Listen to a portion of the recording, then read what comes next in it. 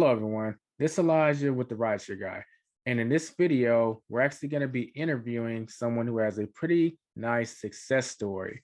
His name is Mario Recinos, and he started out as a gig worker, and he's now become an instructional associate after attending a software engineer boot camp. He has over 10,000 trips, both split between rideshare and delivery, and he's been in the gig economy for over 6 years. He's a great example of if you're searching for a plan B and make steady progress towards getting that plan B off the ground, you can have a success story of your own. So during the course of this interview, I'm going to ask Mario a few questions as far as how was he able to land this position, how is he liking it so far, and how did the gig economy play a role in him being able to leverage this opportunity in order to make steady steps towards his dreams. So without further ado, let's get into the interview. So let's give a big, loud welcome to Mario. How are you doing today? I'm doing awesome, Elijah. Very excited to be here this morning with you. That's cool to hear. So for those in the audience who don't actually know the situation, Mario, could you share your experience of how you went from a gig worker to getting the position that you have today? Yeah, awesome. Yeah, just to walk it back. So yeah, I've been in the gig economy for about 6 years. Any app that you can think about, right? I've, picked up somebody's cup of coffee, picked up their groceries, or driven them to the airport, right? Every single app I worked for. So those 10,000 are a combination of rides and food delivery trips that I've done. I normally started driving out in Los Angeles. Now, what got me interested into pursuing, the career in tech where I'm at now. So about 2 years ago, right, I started also driving rideshare in San Francisco. I packed my bags. Yeah, I packed my bags, went straight from LA to San Francisco. And as everybody knows in the gig economy, right, work is where our phone is, right?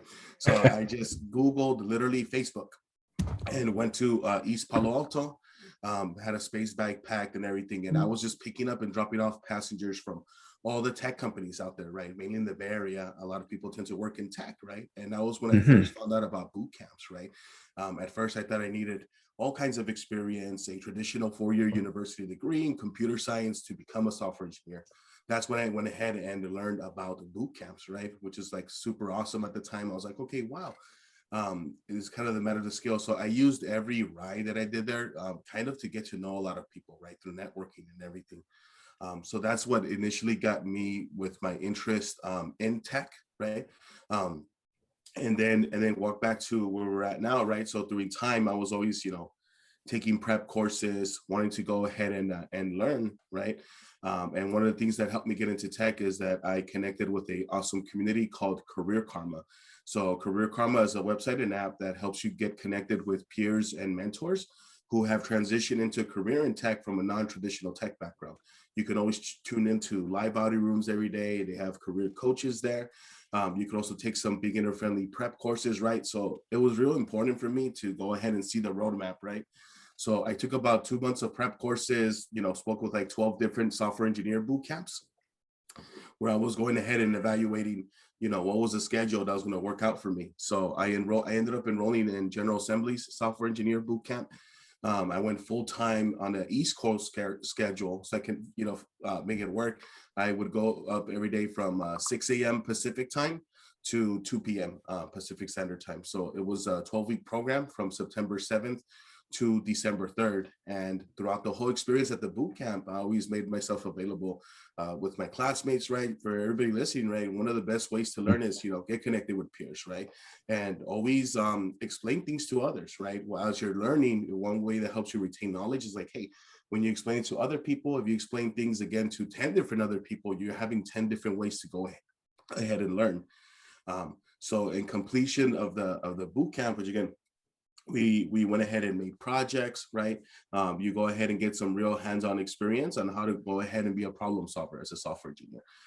When I went ahead and completed the software engineer boot camp, that's when General Assembly had approached me to go ahead and interview for an instructional associate position role. And then I went ahead and joined their team on December 23rd. So from January 3rd to April 5th, I'll be serving as an instructional associate along lead instructors. That's a powerful origin story. So it sounds like you pretty much leveraged an opportunity that you stumbled across when you were working in the gig economy. And once you actually saw this as something you're interested in doing because you got exposure to this via the gig economy, you start to network on purpose, stay consistent, and that led to end result of you getting the position that you have today. Is that right? Yeah, that's correct. Yeah, networking is big. I understand that right now a lot of things may have changed through the pandemic, right? But drivers can still utilize things around with that. If you're doing food deliveries, it's a good way to also go ahead and network. You never know where while you're waiting for a pickup, you might see somebody that's in tech, and just know that the community in tech is very supportive. Elijah. Mhm. One thing that was very hard for me was to go ahead and find mentors, and like you mentioned, that's one thing that really helped me out a lot. And always go ahead and try to always, yeah, no, sorry, yeah, just always try to go ahead and get with mentors. Helps you out. Smooth.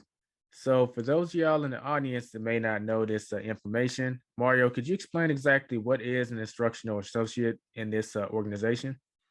Yeah, so an instructional associate is helps out to lead helps out the lead instructors. So for example, at General Assembly, you have a lead instructor, right? That's going ahead and doing the entire lecture, making sure to go ahead and follow the lesson plan, right? And then you have an instructional associate. So as a role of an instructional associate, right, we're more there to go ahead and empathize with students, right? To help them out. If anybody's having any connectivity issues, or there's something that's not installing correct, or they need some help with some troubleshooting or anything like that, we go ahead and assist them. We also go ahead and grade assignments, take attendance, and provide as much support as needed whenever you're going ahead and being brought into breakout rooms to go ahead and Mhm. help out students and understand, like, hey, I was in your situation before.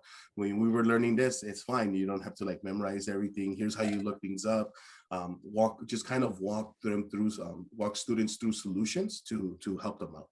Um, by no means as an instructional associate are you an expert at coding. No, that's like a genie, right? It's more like, hey, I understand, we're gonna work this through together to kind of help them out.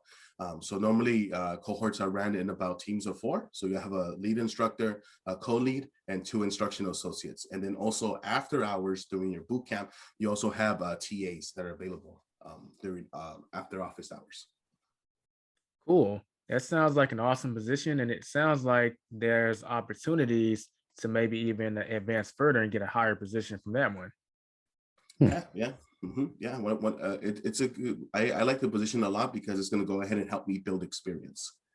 Wow, that is pretty invaluable. So I know a lot of people in the audience have this question, but as you're being interviewed for this position, or when your employer was considering you for this position, were they aware that you were driving in the gig economy doing delivery and rideshare at the time? Yeah, yeah, of course. Yeah, I'm always very transparent about my background. It's not something that I hide from. It's something that I'm very proud of. It's actually in my bio as an instructional associate. Right, previous background as a rideshare food delivery driver for 6 years. Fun facts: I have over 10,000 trips. Right, DoorDash. This helps me be relatable to student, and for anybody listening, right? Anybody is going through this journey, like, hey, you can make it as well. Like, hey, you don't come from a non-traditional tech background and you made it. Yeah, you can also put in the hard work. Also for the audience, it's going to be very frustrating at times, right? You may have this thing called imposter syndrome, right? Uh, I've never heard about this in tech. I'm sure you're familiar with it too, right, Elijah? yeah. I just thought I wasn't good enough. I just thought, like, okay, hey, this is not for me. I'm going through all these ups and downs. I'm not able to make it. Just remember, whenever you're stepping outside of your comfort zone, right, it's no more to have this feeling. And then these are things that are like, unfortunately, even when you're in the tech industry, right, there's people that I've met that have been 10 years as developers, and they still feel like, oh my goodness, you start comparing yourself to others. This is why community is very important, right? Mhm. Get involved with communities like Career Karma, right? That have live audit rooms. Meet those that are in tech, so you can go ahead and be able to break in. And you're going to meet a lot of people, right? That they used to work at restaurants. They may have been chefs. They might have worked at hotels, right? They went ahead. One thing that this pandemic has taught a lot of people is to go ahead and make a career pivot, right? So always be Mhm. surrounded with a supportive community that can let you know, hey, this is what you're going to expect. You're going to feel like this does not make sense and that you cannot do it. That is perfectly normal. You will persevere. And that's what always kept me through my mind. Okay, it's normal to not get these concepts. So yeah, and one of the things that drove me to become a software engineer is that I've always found myself to be a problem solver, right? And Hmm. as you know, right, Elijah, being in the gig economy, we see hands-on, right? We are involved with the day-to-day operations of all of these products, right? And I Hmm. always thought like, oh my goodness, if only I had the set of skills to do XYZ and implement, like how do I get to those steps? And that's what motivated me a lot. And just for anybody that's listening, right, embrace your background, especially if you're in the gig economy, okay? Because you have those soft skills, right? That Hmm. hands-on experience that's actually going to go ahead and separate you from other engineers, from others, okay? So I would argue that even those from a non-traditional tech background have more extra to bring to the table because you are really understanding the product. What are the problems that are being to solve, right? Wow. We actually have an article, and we'll be sure to link this in the description below. But the article is about should you include like your work in the gig economy as like part of your resume if you're interviewing for a job? And in most cases, we recommended that you do because you are building, like you said, those soft skills. Because, like, for instance, if you're driving rideshare, someone's in the back of your car, right? And if you don't have like those soft skills, the social skills, or communication, chances are you're not going to be on the platform that long. So the fact that you've been in that industry for so long speaks a lot of volumes to employers. But I would also add during this pandemic, it's an even greater benefit to list it because I'm not knocking anyone who did this, but a lot of people just kind of sat around and just drew their unemployment.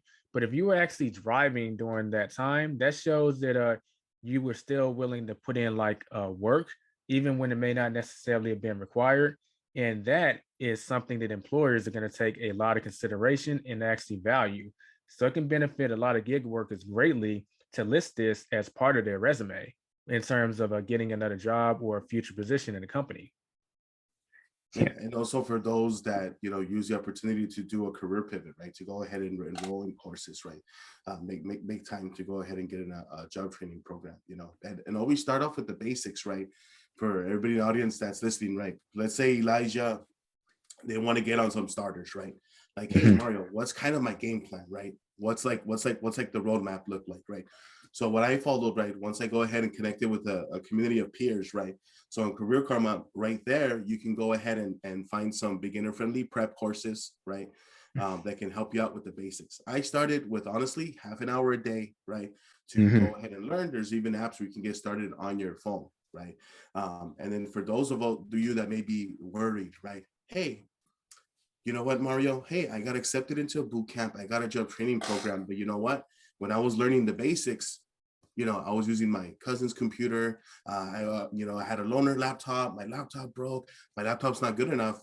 Career Karma actually has an initiative called Reskill America, right?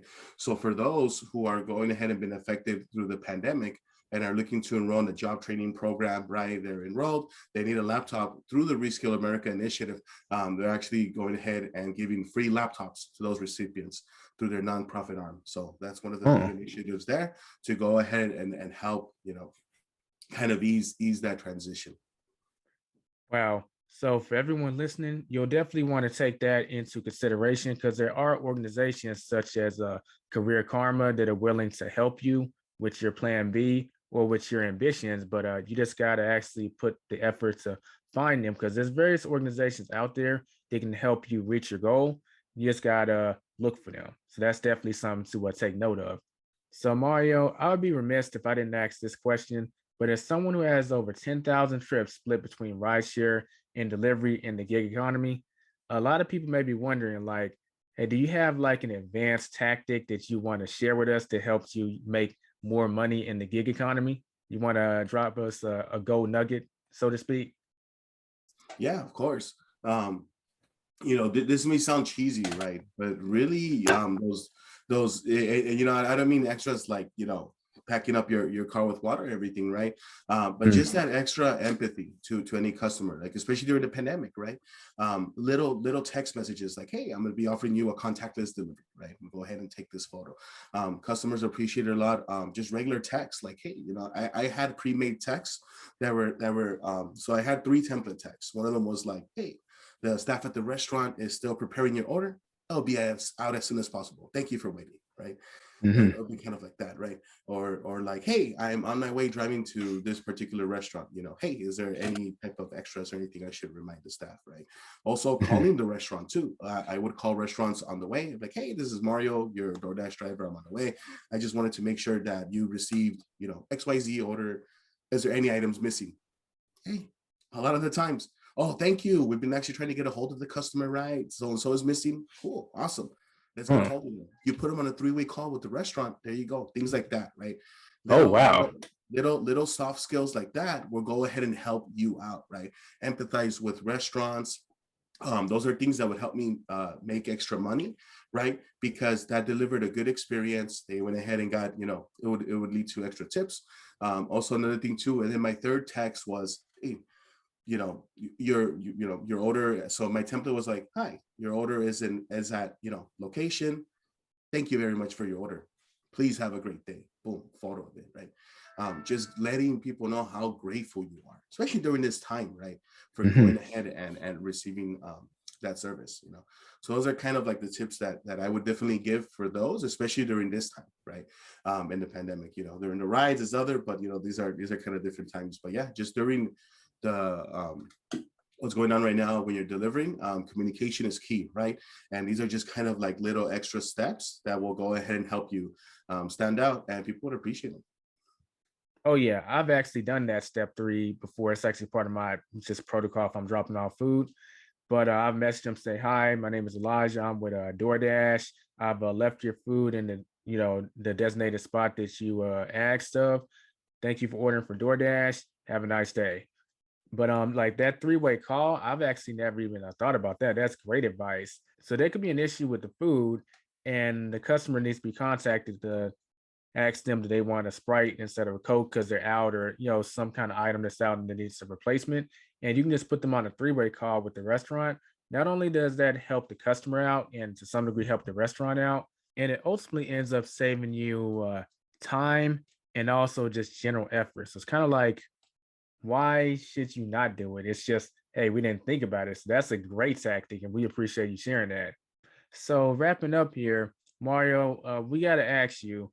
So at some point, you decided that okay, this is going to be my plan B, and I'm going to work towards achieving my plan B. There's various people in the gig economy right now that are looking for a plan B or have decided their plan B, and they're in the progress of working towards making that a reality. Do you have any advice that you want to give to those people? Oh, definitely. So get connected with a community of individuals that are like-minded, right? No matter what career path you're pursuing, hey, meet somebody that's in it already, right? And also, don't just look only for mentorship from experts, right? I would say there was three levels, right? Hey, get mentored by somebody that's been doing it for a while, right? Hey, somebody that's a year ahead of you, somebody that's even a week ahead of you, right? This sounds Mm, funny, but because you're keeping the information fresh, right? Maybe somebody that might have started your journey 10 years ago, hey, that was great 10 years, right? They still have awesome mentorship, but if you go ahead and get connected with somebody that's barely a year ago, you know what? Oh, these are the pitfalls that I went through, right? And then somebody that's a week ahead of you, right? Both of you are kind of in the same spot and you can help each other keep accountable, right? Another thing too is this is what's helped me a lot in my weight loss journey, right? Another thing to walk mm, back, right? So I used to drive, for 16 hours a day, 16 hours a day. I would put like about 70,000 miles in my car sometime. I actually have a Google stat where one year I only walked 5 miles the whole year. I used to be oh, 530 pounds, right? And one of the things that a lot of people do when they're at that weight, right? Hey, you start looking for all these like perfect influencers, right? That have everything, right? No, I was, when I first started my journey, hey, I reached out to somebody that was like only a week in their weight loss journey, right?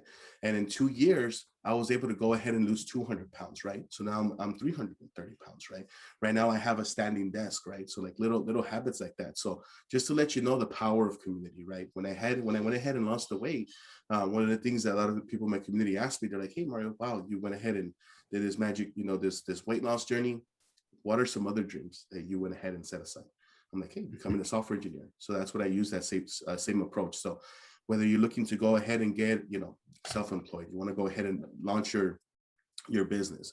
You want to become a software engineer, right? Learn anything, right? And again, there's many skills in tech, right? Just remember, whether you want to become a software engineer, a data scientist, a data analyst, get a career in cybersecurity, technology sales, digital marketing, right? Even design, UI, UX, right? All of that. All these steps are relevant. Get connected with a community, right? Supportive community who will go ahead and remind you that you could get in ahead and persevere, right? And just another reminder as well, you know, don't put so much into the first steps. Just take your first step. It's okay, right, Elijah? You're not gonna Hmm. get it right. Analysis paralysis, right? Kind of thinking like, Those are the magic words. Everyone experiences them. yeah, when I gotta reach out for a mentor, this person's gonna be like this. Hold on, let me wait until I learn a little bit more, and then I start introducing myself to people. No, that's actually even better for your story. Like, hey, I am just getting started. I'm pursuing XYZ. I would really appreciate your help and some feedback. And guess what? More than likely, the person that's going to go ahead and mentor you, they've been in your shoes before. Okay. They're going to show you that empathy. They go, wow, you know what? I wish that I would have had XYZ known before I started my journey. So they're going to help you out. So just to kind of wrap it up, really leverage community. Don't overthink the first big steps, right? And also consistency is key, right? Even if you're Hmm. going ahead and setting up half an hour for a time, right? If you're setting up half an hour or time or anything like that, don't worry. Okay. Just be consistent. Okay. Don't worry that, hey, I got to put in 5 hours to this or it's not worth my time. Be consistent over time, even if it's little by little. It will snowball. Definitely congratulations on your weight loss journey. And the tip about community is, in my personal opinion, I think it's very invaluable and a little underrated. I mean, us as gig workers, we tend to be very hardworking, and a lot of us are consistent too.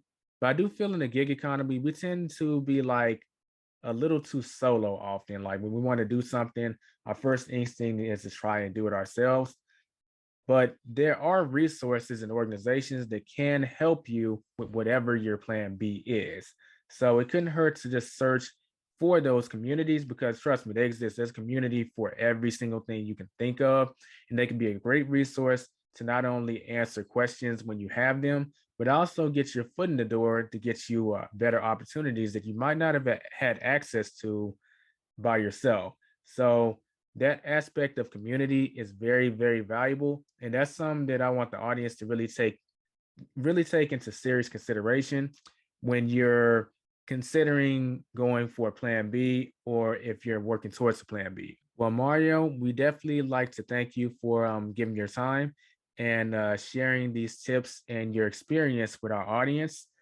For everyone watching, don't forget to subscribe if you're new and hit that bell notification if you want to be notified when we drop another video. We publish new videos every single week about the gig economy, various tactics and strategies that you can use to be successful, as well as success stories like Mario's and news that's going on that affects you gig economy wise. And if you can leave a thumbs up on the video, that's very much appreciated. I'll catch you in the next video. Be safe, be profitable, everyone.